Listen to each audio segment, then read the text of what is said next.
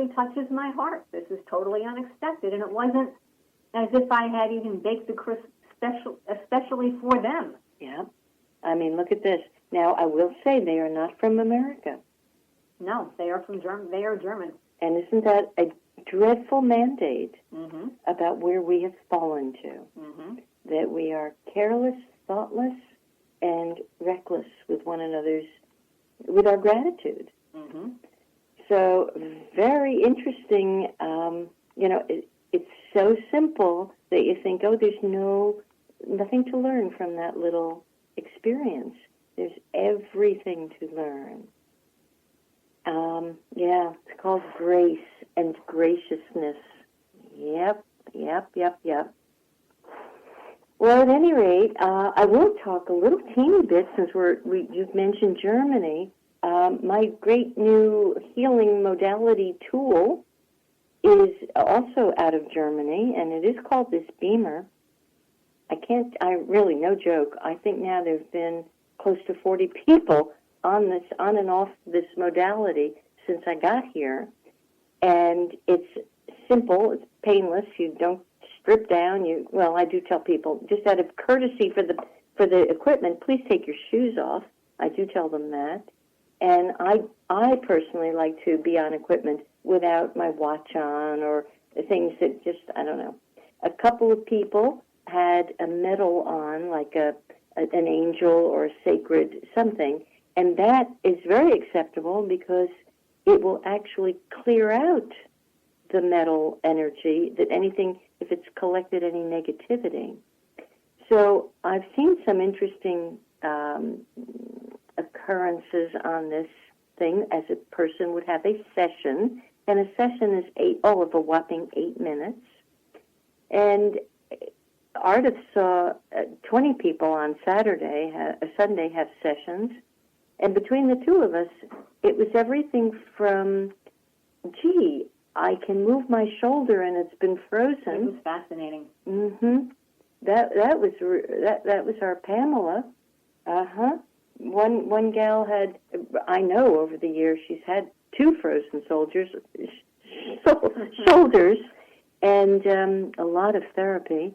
So there's a residual pain, and I know she was trying to be very brave, and I don't feel anything, and half the time you don't feel anything, but she got up off the equipment and experienced a great sense of relief. So that was interesting. And the other was, some were certainly more dramatic than others, because you don't know what you're experiencing and you don't know how to interpret it. But one gal hobbled in on crutches. She had been in a lovely falling accident, and so her foot was kaflunked and her hand had been kaflunked. And the hand was all bound up in an ace bandage, and so she went on it and, comes off. And when you're that injured, you don't even know what to expect. And so she kind of got off and like, okay, thank you very much. Well, halfway through my talk, I decided out of the clear blue to ask her if she would like to just go back on that thing and let's just simply wind it around her hand and see if she has any sensation whatsoever. Back she goes, and starting to take the ace bandage off, and I'm like, no, you don't have to do that. The energy will reach you through the bandage. And she's like, nope, I want it off.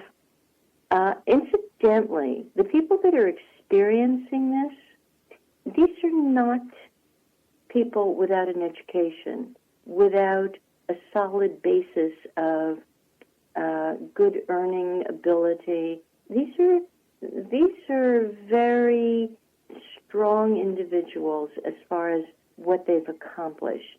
And she has been a district of attorney somewhere, and now she has her own law firm.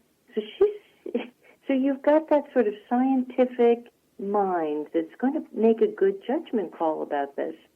She's on this thing for 8 minutes, goes back to her seat, sits down, and I'm now giving the talk to the group. All of a sudden, she's kind of got this arm that wasn't working so well, raised up in the air with a pen, swinging it around, moving the wrist, which was not so much moving, and says, I can hold the pen and write. This is pretty interesting to me. And there we have it. Yeah, she said there's as she had said, there's still a bit of pain there, but she said it was excruciating this morning. I thought I was going to have to go get a shot in my hand. It was so bad. So, again, I can say that this is tied in with Ardith receiving a lovely little flower and a thank you note from Germany. So I think, we've got to take note from cultures that are perhaps still in touch with fine creativity. Now, that's not to say we're not creative here, but our creativity now, just saying, just watching, is very much tied in with stress. The stress level is off the charts, and people are working long, long hours with little vacation. And this is not done in other cultures. They will take time to restore and regenerate and, move back into balance if they feel they've lost it. So it's kind of too bad nobody can say, hey, what are you girls up to over there? But nonetheless, I hope you're getting something from this. Ardith, is there anything else at this moment you would like to add about your work with the angels? Again, it's, as Elaine was just saying, everyone just seems to be so distracted, going in so many different directions, and especially with today's technology. There's so much more. Certainly when back in ancient times, when the sun came up, we got up. When the sun went down, we went to bed. And there was quiet around us, and it was so much easier, to connect with the divine, to connect with nature. But those are things that, if we want to have that inner peace and that fulfillment, we need to we really need to get back to that in what way we can. Certainly, we have different parameters nowadays, but just to give ourselves a few minutes. And that's really when we can connect with the divine, and they are there. Angelic beings are there. They are with us anyway, and they would love us to connect with them. We have free will, and they can only do so much unless we take the time to ask them.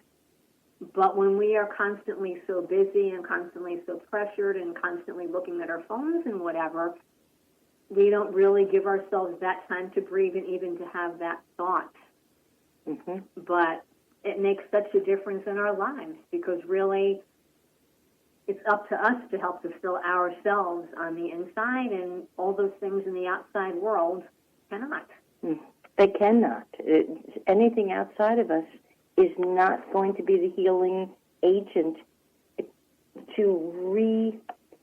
it's coming from inside. So, and that's where we've got to go back into the inside.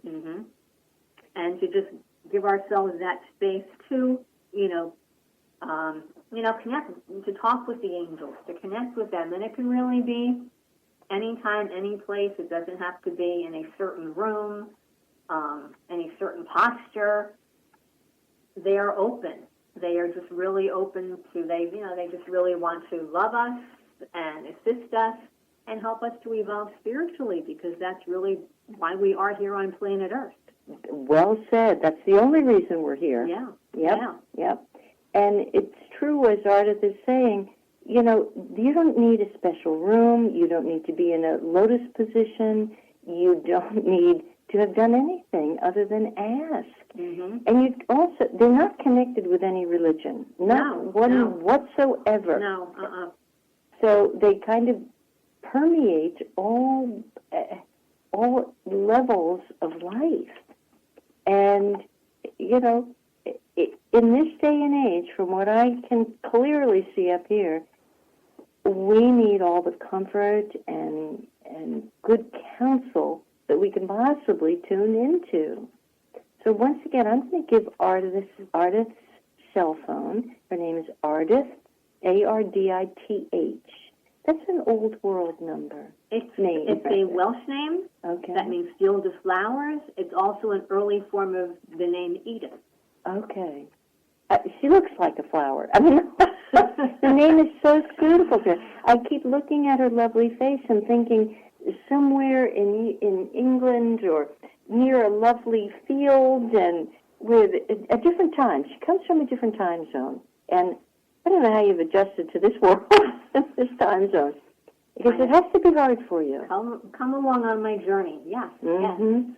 I would like to mention one of my favorite books that I came across when I used to work at the bookstore is a book called Angels in My Hair. And the author is a woman named Lorna Byrne, Byrne, and it's a memoir. And Lorna Byrne is a woman who grew up in the 1950s in Dublin, Ireland, in poverty, to a large Catholic family, and she saw angels since birth. And in fact, I believe the first sentence in the book is, when I was 2 years old, the doctor told my mother he thought I was retarded, which was a word used back then. And that was because she was always distracted, because she was seeing these angelic beings around her, so she was looking in different directions. She was never really focused and constantly communicated. And when she was a little bit older and had enough consciousness to understand, the angel said to her, don't let anybody know, because back in those days, they could have put her away, thinking she was off balance or whatever. And she really was not shunned by her family, but treated as different. And she really was raised a lot by the angels. And she's a lovely, lovely woman. And I did get to see her. She comes to New York occasionally. And someone I had done a reading for, maybe about 4 years ago, had called me one day and said, you know, I had bought that book that you recommended, but I never read it. But I just didn't. It was fascinating. And she's going to be in New York in a couple of weeks. Would you like to go with me? And I did. And there were probably, it wasn't a Hyatt hotel in New York, there were probably about 200-300 people in the audience. And there were people, just going back to what Elaine just said about angels and how, you know, they're not any particular, anything like that, religion or whatever. In the audience, there were people of all different ages, all different colors, all different religions. There was a Muslim cleric and a group of people with him. There were all kinds of groups of people. And she's this little humble Irish lady. She's not a packaged person at all. And she came in, and there was a radio personality who I did not know, who was there for the first part of it to just, you know, prompt her with questions if need be, which there really wasn't. And then she took questions from the audience. And the very last one was from a little girl all the way in the back. And she just and this little girl was crying. And I think her uncle had just passed on, and she was asking about her uncle. And Lorna just kind of motioned her up to the front. And this little girl with her little braids and little glasses, about 8 years old, went up there. And it was beautiful because Lorna now was sitting on the edge of the platform and just took this little girl in her arms and cradled her. And they had a whispered conversation because it really was no one else's business. But in Lorna's book, she talks about being about 8 years old in Ireland, where they had their Protestant Catholic problems back then, and that one day she was walking down the sidewalk with her aunt, and there was a Protestant church across the street, and she looked over because she saw angels in front of it, and her aunt said, don't look at that, and don't look at that church, and remember, you don't ever go in there, that's bad, whatever. And she said, if you could see how many angels there are in front of every church, synagogue, mosque, they are all there, and they are all filled on the inside. And she also said that when she comes to America, when she sets foot on our soil, it feels different under her feet than any other country she's ever been in. And it's because of the melting pot that's here. It's because of all the different energies that have been brought here by all the different groups of people. Interesting. Could you give the name of that book once again? That book is called Angels in My Hair. And it's a memoir by Lorna, Lorna, Byrne, Byrne.